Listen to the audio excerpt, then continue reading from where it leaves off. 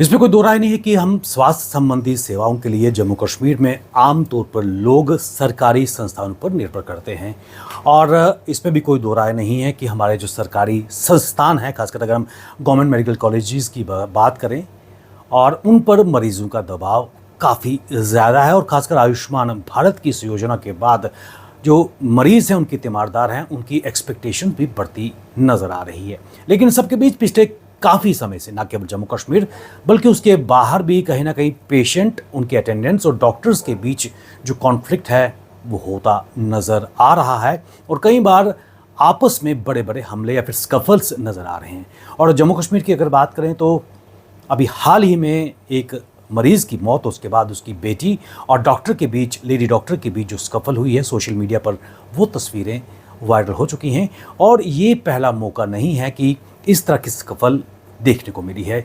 और शायद ये कारण है कि कहीं ना कहीं अगर हम मेडिकल सर्विसेज की अगर बात करें तो कई सवाल आज उठते नज़र आए हैं।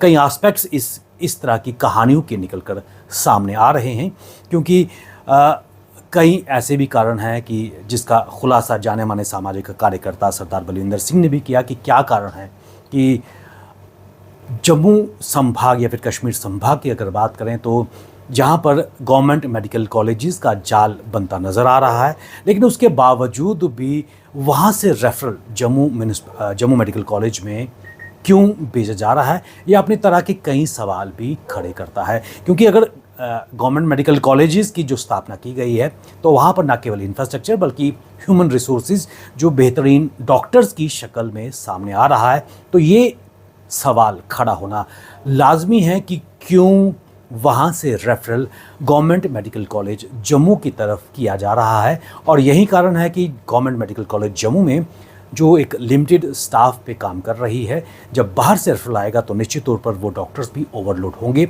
और इस ओवरलोडिंग के बीच में मानसिक और फिजिकल कहीं ना कहीं एग्जॉस्शन भी देखने को मिलेगा। लेकिन अगर डॉक्टर्स और उनके अटेंडेंट्स और पेशेंट्स की अगर बात करें तो पेशेंट्स की काफ़ी उम्मीदें अपने डॉक्टर से रहती है, क्योंकि डॉक्टर्स को भगवान के बाद दूसरा रूप स्वरूप कहा जाता है। और कोविड में जो डॉक्टरों की भूमिका है उसको अनदेखा नहीं किया जा सकता कि किस प्रकार उस समय में जो मरीजों के लिए जीवन रक्षक के रूप में डॉक्टरों ने काम किया है। लेकिन इसमें भी कोई दो राय नहीं है कि कहीं ना कहीं कोताही हो जाती है, चाहे हम जूनियर डॉक्टर्स की अगर बात करें, या ये कहा जा रहा है कि इस केस में एमबीबीएस की वो छात्रा थी, पूरी डॉक्टर भी नहीं थी, तो किस प्रकार उसको क्रिटिकल एक केस हैंडल करना या देखने को कहा गया। लेकिन सबके बीच आरोप और प्रत्यारोप तो आ रहे हैं। लेकिन ओवरऑल अगर इन टोटलिटी की बात करें कि हमेशा जो मेडिकल संस्थान है वो इस तरह के सवालों के घेरे में खड़ा होता है। श्रीनगर की अगर बात करें तो वहाँ पर भी कई नामी प्राइवेट हॉस्पिटल्स में भी इस तरह की घटनाएं सामने आई हैं कि मरीजों की मौत के बाद परिजनों ने अस्पताल में लापरवाही का आरोप लगाया और उसके बाद वो तस्वीरें भी वायरल होती नज़र आई हैं। लेकिन सबसे बड़ा सवाल ये खड़ा होता है कि अगर तो डॉक्टर की गलती है तो एक जांच कमेटी का गठन ज़रूर होना चाहिए। और दूसरा, जो सोशल मीडिया पर लगातार इस स्वर निकल के सामने आ रहे हैं कि अगर जो पेशेंट जिसकी मौत हुई है उसकी बेटी के खिलाफ एफआईआर लॉन्च की गई है और उसको कल अरेस्ट भी किया गया है, कितना जायज़ है ये कदम, क्योंकि जब तक मामले की पूरी भूमिका की तह तक पहुंचना अनिवार्य है, क्योंकि कई केसेस में ये भी देखा गया है कि डॉक्टर की लापरवाही भी सामने आती है।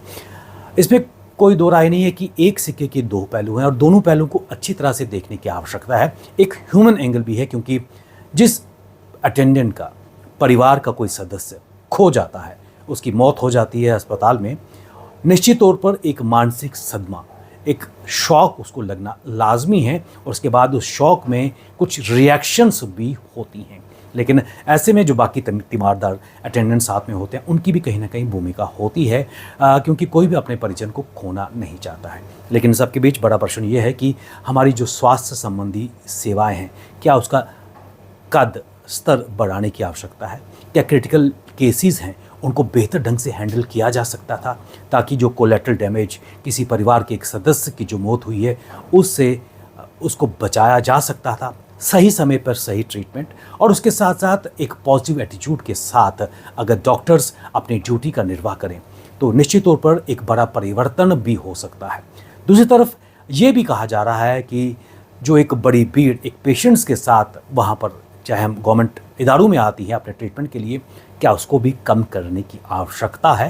क्योंकि अगर प्राइवेट सेक्टर में हम जाएं तो शायद ही आप अपने पेशेंट के साथ आपको इजाज़त मिलती है अंदर जाने की, क्योंकि आपको वेटिंग एरिया में ही रोका जाता है और उसके बाद जो प्राइवेट सेटअप के हॉस्पिटल्स होते हैं उनके खुद अटेंडेंट्स पेशेंट को ले जाते हैं, तो कहीं ना कहीं एक दूरी बनाई जाती है।